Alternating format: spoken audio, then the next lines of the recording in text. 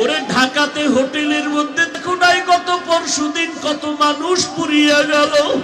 পানিতে ডুবিয়া মরার থেকেও যে কত কষ্ট।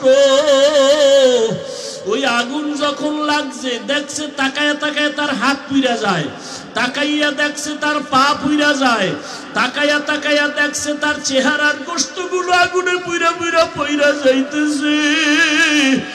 ও বাবা, আগুনের পোড়া যে কত কঠিন, আগুনের গরম সহ্য করা যায় না রে বাবা। পায়ে ধরে বলি, জীবনে কত অন্যায় করলি, আর কি মাওলার কাছে যাবি না? আমার মাওলার কাছে হাজিরা কি দিবি না রে বাবা? পায়ে হাত রেখে বলি, আর গুনাহ করিস না রে যুবক। মা বাবার থেকে দোয়া নিয়া তওবা করো। শিক্ষকের সাথে বেয়াদবি করিস না রে যুবক। মুরব্বীদের সাথে বেয়াদবি করিস না রে বাবা। বরকতের মাস, তওবা করিয়া নাও। তবে আবু জাহালের মতো যাদের উপরে আমার মাওলা বেজার, যাদের উপরে মা বাবার কষ্টের অভিশাপ, যাদের উপরে শিক্ষকদের অভিশাপ, যাদের উপরে আলেম ওলামাদের কষ্টের অভিশাপ, ওরা হাজারো চেষ্টা করলে তওবা নসিব হবে না। হ্যাঁ, মা বাবায় যদি মাফ করে, শিক্ষক মাফ করে, তাহলে মাফ পাইতে পারো, কারণ এটা বান্দার হক। মা বাবায় যদি ক্ষমা না দেয়, আল্লাহ ক্ষমা দিবেন না, আল্লাহর ওয়াদা। শিক্ষক যদি ক্ষমা না দেয়, আল্লাহও দিবেন না। ওরে বান্দার হক নষ্ট যদি করিয়া থাকো, ক্ষমা চাও। ওরে ক্ষমা চাইলে সম্মান কমে না, বরং সম্মান আরো বাড়িয়া যায়। আল্লাহর কাছে তওবা করে নাও।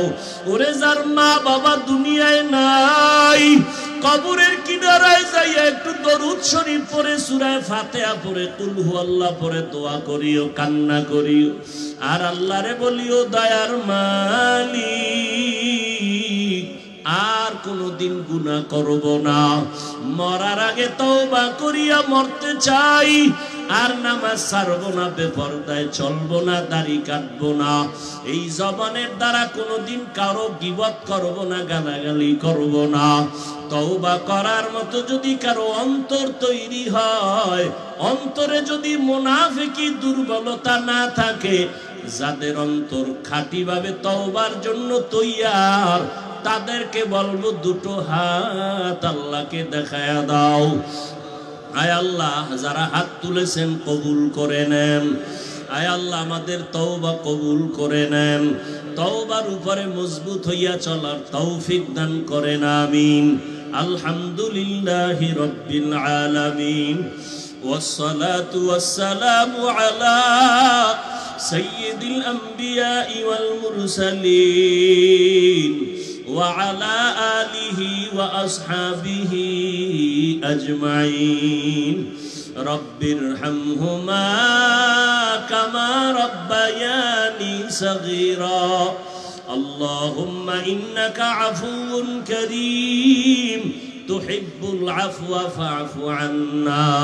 اللهم إنا نسألك رضاك والجنة ونعوذ بك من سخطك والنار. اللهم إنا نعوذ بك من البرص والجنون والجذام وسيء الأسقام.